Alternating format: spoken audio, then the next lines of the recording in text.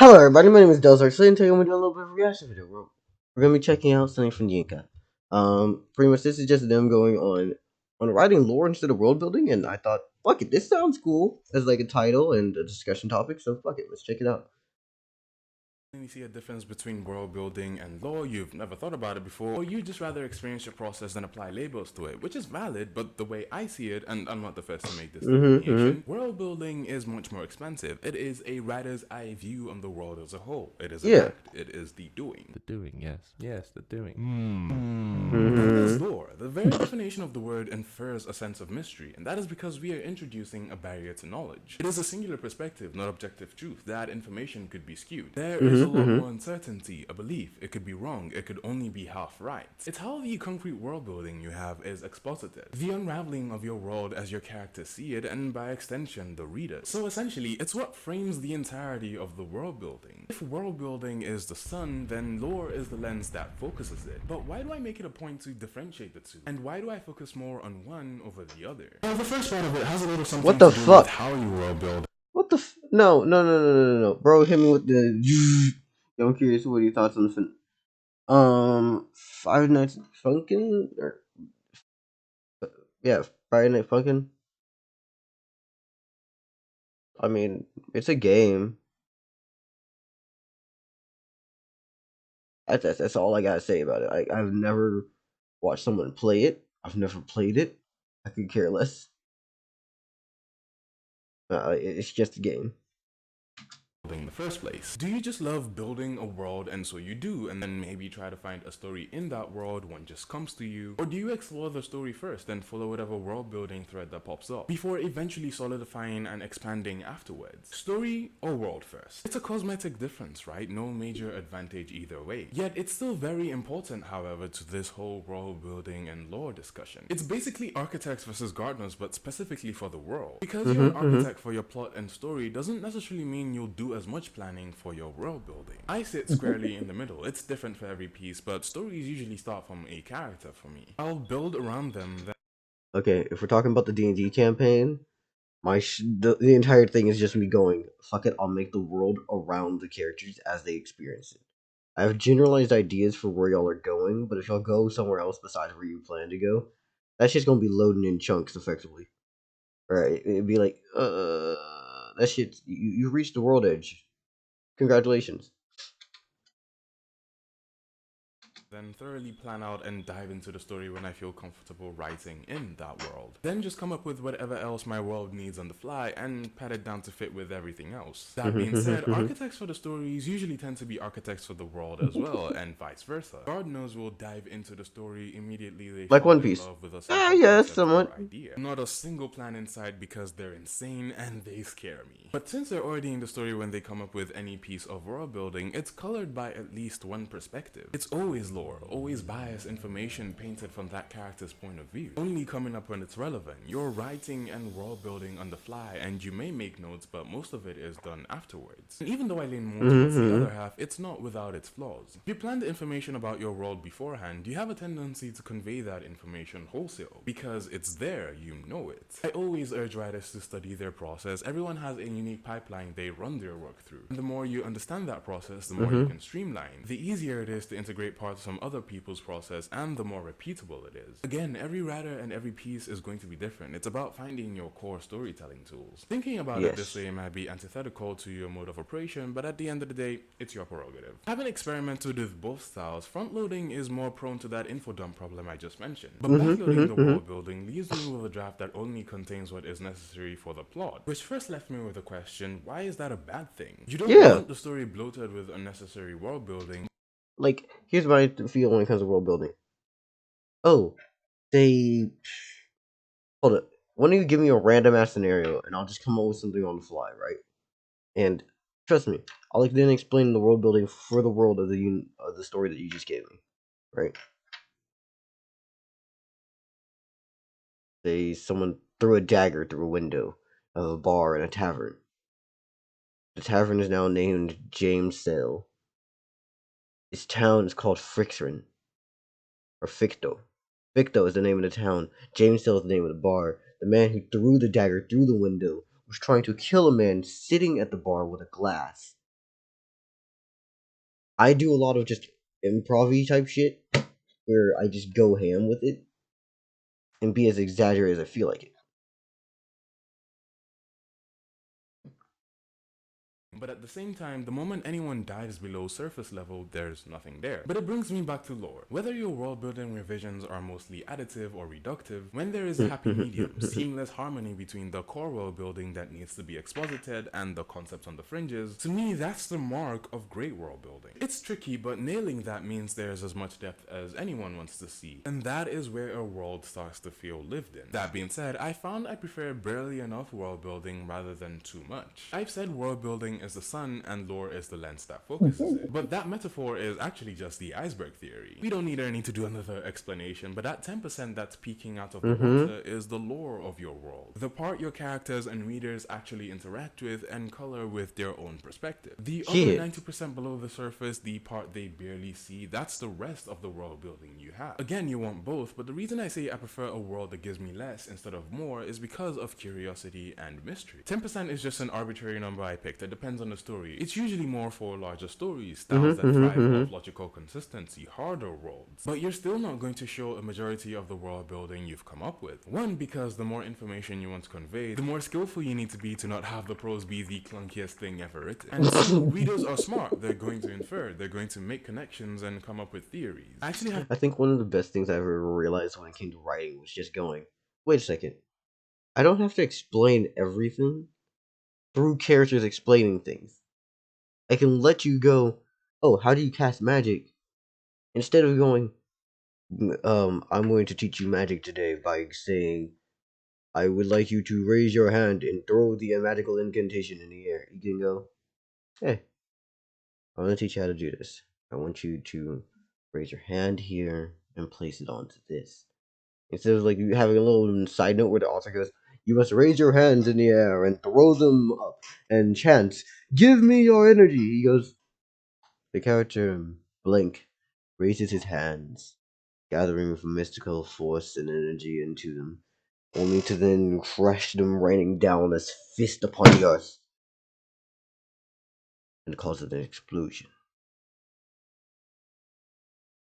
haven't Like gotten you, into you can definitely do Soulsborne some different games as shit. much as I'd like, but from what I understand, they're very much styled like this. Letting the player discover the story with bits and pieces of information. Very interactive and collaborative world building. Or random, this Batman short story from the Gotham Knights animated movie that's really fun. It paints a picture with flashbacks and retellings using these kids in a Gotham skate park to portray the Cape Crusader as this urban legend. Completely different every time, and you slowly get an inkling of what's actually happening. Not everyone is going to love how much you have to dig to get the story. Of course, preferences are going to be different, so write the story you want to write, but I've also never heard a reader go, yeah, I just love this writer spelling out every single nuance of their world in excruciating detail like I'm a 2-year-old. Nobody wants to be spoon-fed, even babies. Again, the plot your story covers is probably going to interact with a small part of the world, and maybe loosely touch on the others. Showing the entirety of those other parts is just you going, hey, look at all this cool extra world building I did. And don't look at me, I agree with you, it is cool world building, but I've talked about how writers create immersive worlds before, and a huge part of it, to me at least, is figuring out where you draw the line for how much to give, how much room you allow the reader's imagination to run wild versus how much you choose to lay out for them.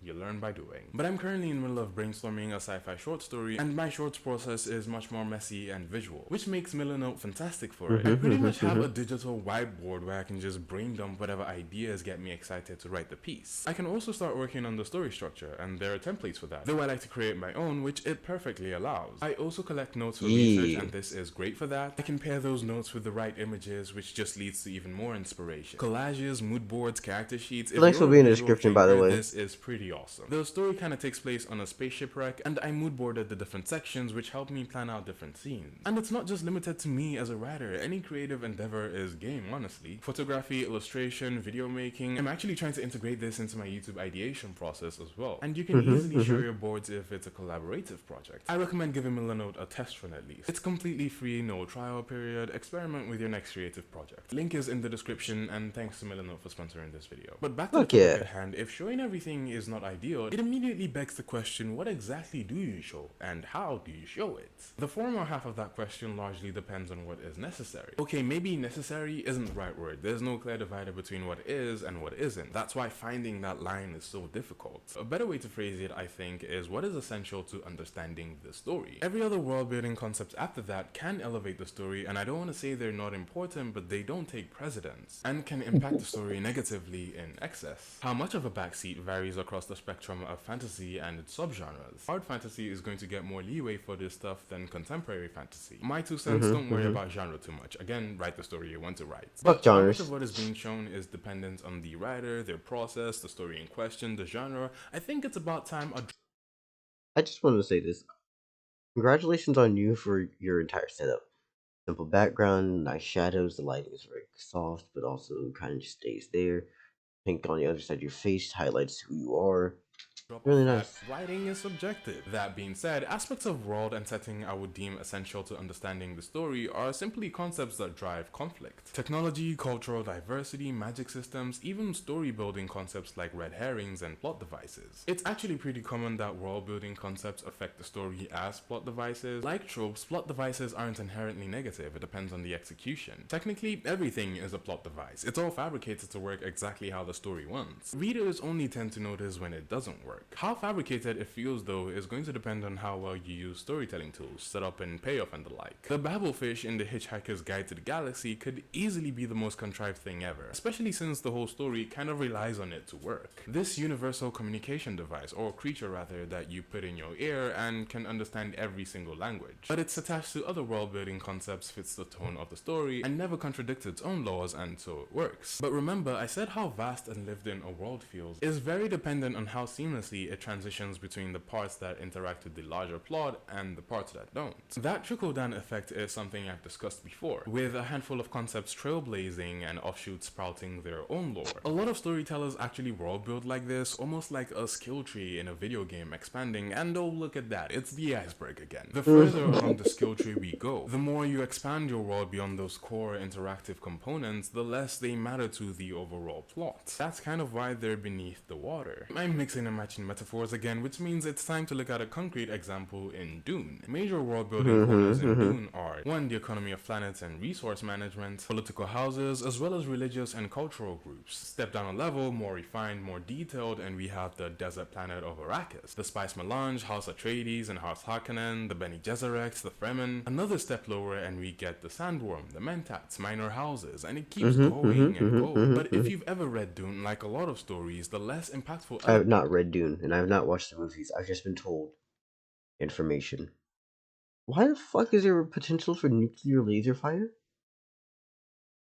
elements are not quite irrelevant to the story as a whole. Those world-building elements that are in the transition zone and on the fringes might not matter as much to the plot, but they can still affect a lot. These elements add to the tone, enhance themes, characterize. Characterization is so sweet when it's done well. Again, excess can breed negative impact, but you can pretty much justify anything if you characterize it through a point of view. The First Law trilogy is fantastic at this. It is so packed with incredible character work. Their personalities just leap off the page and color the entire narrative. You barely even notice the world unraveling in front of you. You don't just hear about the savage Northmen living in the lawless, frigid wasteland. Instead, you get the perspective of a character whose life has been dyed in blood and the creature they've had to become to survive that place. As much as we like to geek out about this stuff, the characters and the narrative will almost always be the drivers. Understanding that means you can put your cool little world building in the passenger seat and ferry them off. I mean, if you're gonna spoon feed me, do the damn airplane first at least. And we've already started to touch on the latter half of this question. How do you deliver that essential information? Characterizing isn't the same as using a character to info dump, but making that information be of narrative significance to the character. Avoiding maiden butler dialogue is actually pretty common advice. Characters talking about things they already know for the sake of the audience. Hey maid, as you know, the master is out today. Fuck And as you no. know, Butler, he most likely snuck out to meet his mistress again. And as you know, the lady of the house is not going to like that. That's not a as you know. You can quite literally just go, hey, Master's out again. Is he seen that hussy? Girl is fucking great. Yeah, it's okay. I'm really lucky. I might actually swoop into the Lady of the Night's chambers tonight while the Master's out. We'll see how he likes it when he comes back and sees his wife is the same. Anyways, you can see like it obviously you can just swap out the words in the way that you say it, and it works immediately. Nobody wants to be spoon-fed. But let's say Yeah. this information is actually pretty relevant to the plot. Let's apply our characterization cheat code and see the difference. The master's out again. Mistress, Mistress. that man. Oh, the lady's going to be hitting the liquor tonight. 4 lines of dialogue Yeah, and we fair know enough. the master's out, cheating is a regular occurrence, it's not a secret, staff has a little disdain but mostly indifference, and they are wary of how wifey chooses to deal with it. Everything being revealed affects a character in some way, paints a picture of them. And ideally, it would be done in a way that's natural to the context of the scene. Explain it all to me now. These guys are gossips and they probably cross paths in the kitchen rather than randomly telling each other information they're already supposed to know. Environmental details also just weave that law in there naturally and subtly. Show don't tell is a writing mantra at this point and I have my gripes with it, but it's mostly good advice. Neon lights and cybernetics at every corner, people would rather escape to a virtual reality, aircrafts weaving through giant sardine-packed skyscrapers. We immediately understand dystopian cyberpunk world. Again, readers are going to pick up on stuff. They're going to build wonder and curiosity, and the more you lay out for them without crossing that spoon-feeding threshold, the higher that curiosity is going to grow and the more you can feed them. It's actually like the Batman story I talked about earlier. You get a little more information each time from the different perspective of the kids. You know it's just a billionaire in a batsuit who needs a lot of therapy, but the very short runtime manages to pique enough curiosity to make you wonder what's actually going on with this villain he's fighting all over the city. As for the little world-building tidbits that are just fun and have no real bearing on anything aside from tone and atmosphere, but you just want to add them anyway, that's okay, as it naturally comes up in the narrative. Meaning, if you're telling me about how the Cobalt Bank, for instance, controls the finances of this world, and I'm actually intrigued and hooked because it affects the story, it might not be the best place to mention the cool flora and fauna. It might be the place to drop how the currency coin splits up to form change and can magnetize back together. But leave the cool flora tidbit to the assassination scene with a toxicologist. Hope the ball is rolling. World building is great. It is necessary, and though daunting, Second, you want to do cool flora? Okay, you're in assassination, right? Have shoes with the paw prints stamped into the bottom of them. And then talk about the floor as you're literally running, leaving tracks and markings. it can be an incredibly fun process. And maybe you don't follow everything I said, maybe you don't agree with some of it, maybe your process is wildly different. There are always exceptions, but how that world building is delivered will almost always take precedence and can make or break the story. A deeper discussion into how authors create immersive worlds is available in this video right here. But that's it from me. Okay, bye. Yo, the links will be in the description. Go check out the original people, okay? Bye-bye. I don't know if you personally Fuck yeah. The Yinka is cool. Probably gonna end stream. I got, yeah, links in the description, like the original video, all that shit, right? Probably gonna end stream.